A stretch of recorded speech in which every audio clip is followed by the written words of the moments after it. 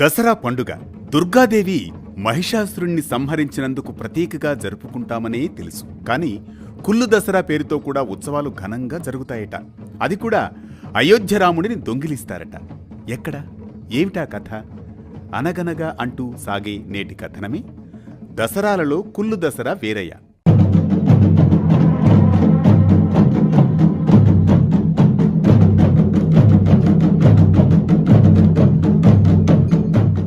హిమాచల్ ప్రదేశ్లోని కుల్లు లోయ అనేది సహజ సిద్ధమైన సౌందర్యానికి మకుటాయమానమైన ప్రాంతం.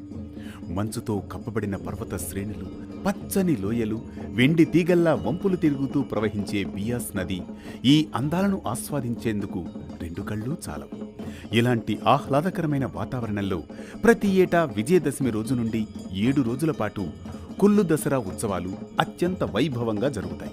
ఈ ఉత్సవాల ప్రత్యేకత ఏమిటంటే, ఇక్కడ రాజ్యానికి రాజుగాను దేవుడుగాను రఘునాథుడే గౌరవించబడతాడు. అయోధ్య రాముణ్ణి రఘునాథ పేరుతో కుల్లు ప్రజలు పిలుచుకుంటారు. ఆయన విగ్రహాన్ని అద్భుతంగా అలంకరించిన రథంపై ఉంచి లోయ అంతా ఊరేగించడం కుల్లు దసరా ప్రధాన ఆకర్షణ. ఈ రథయాత్రలో స్థానిక రాజకుటుంబం, పూజారులు, గిరిజన తెగల ప్రతినిధులు, భక్తులు కలిసి పాల్గొనడం ఒక అపూర్వ దృశ్యం. వీధులు, గుట్టలు, పర్వతాంచులు అన్నీ రంగురంగుల జెండాలతో, పూలతో అలంకరించి ఒక పండుగ వాతావరణం వెలుస్తుంది. గిరిజన నృత్యాలు, సంప్రదాయ వాద్యాలు, ఘనమైన హారతులు ఇవన్నీ రఘునాథుడి రథయాత్రను మరింత ప్రత్యేకంగా చేస్తాయి.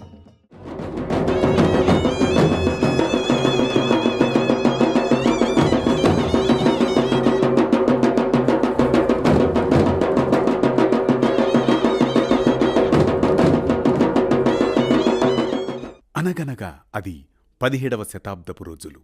ఈ ఉత్సవాల వెనుక ఓ విశేషమైన సంఘటన దాగి ఉంది. మన దేశంలోని హిమాచల్ ప్రదేశ్ ప్రాంతంలోని కుల్లు లోయను జగత్ సింగ్ అనే రాజు పరిపాలించేవాడు. అదే రాజ్యంలో నివసించే దుర్గాదత్త అనే సాధువు వద్ద చాలా అందమైన విలువైన ముత్యాలు ఉండేవట. వాటి గురించి విన్న రాజు జగత్ సింగ్ ముత్యాలను తనకివ్వాలని అడగ్గా దుర్గాదత్ అవి జ్ఞానానికి సంబంధించిన ముత్యాలని చెప్పి రాజుకివ్వడానికి నిరాకరిస్తాడు. ముత్యాలను తనకివ్వకుంటే ఉరితీస్తానని రాజు హెచ్చరించడంతో వేరే దారిలేని దుర్గాదత్ అగ్ని లోయలోకి దూకి ఆత్మాహుతి చేసుకుంటాడు. అలా చనిపోయే ముందు రాజు తినే తిండి పురుగులతోనూ, త్రాగే నీరు రక్తంగానూ మారిపోవాలంటూ శపిస్తాడు.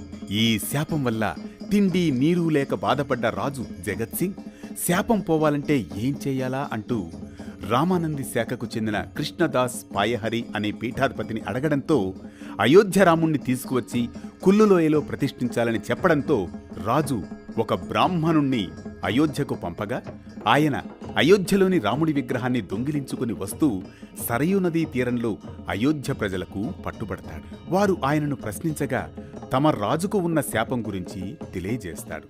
అక్కడే ఒక విచిత్రమైన సంఘటన జరుగుతుంది. బ్రాహ్మణుడి నుంచి తీసుకుని రాముడి విగ్రహాన్ని అయోధ్య వైపు ప్రజలు తీసుకువెళుతూ ఉంటే అది మోయలేనంతగా బరువెక్కిపోతుంది. అదే కుల్లులోయ దిశగా వెళుతూ ఉంటే మాత్రం దూది పింజలా తేలికగా పోతుంది. దాంతో ఇది సాక్షాత్తు రాముని ఆజ్ఞలా భావించి ఆ విగ్రహాన్ని బ్రాహ్మణుడికి తిరిగి ఇచ్చివేస్తారు. దీంతో ఆయన తీసుకువచ్చిన విగ్రహాన్ని రఘునాథి పేరుతో కుల్లు రాజ్య సింహాసనంపై ఉంచి దాని పాదామృతాన్ని స్వీకరిస్తాడు రాజు జగత్ సింగ్. దాంతో ఆయన శాపం తీరిపోతుంది. ఆ క్షణం నుంచి రాజ్యానికి రఘునాథుడే రాజు అని ప్రకటించి ఉత్సవాలు జరపడం ప్రారంభమవుతుంది. దీన్నే కుల్లు దసరాగా పిలుస్తారు.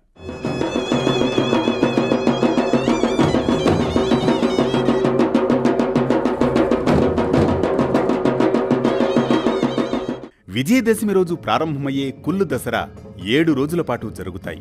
ఈ ఉత్సవాలు సామాన్య శక సంవత్సరం 1606 నుండి జరుగుతున్నాయట. ఈ ఉత్సవాల్లో రఘునాథ విగ్రహాన్ని రథంపై ఉంచి లోయ చుట్టూ జరిగే రథోత్సవం కడు రమణీయం. ఈ ఉత్సవాల్లో రఘునాథ్ రథయాత్ర, నట్టి గిరిజన నృత్యాలు ప్రత్యేక ఆకర్షణ. ఇలా అయోధ్య నుంచి దొంగతనం చేసి తీసుకువచ్చిన రాముడి విగ్రహం కారణంగానే కుల్లు దసరా దేశవ్యాప్తంగా ప్రత్యేక గుర్తింపు పొందింది.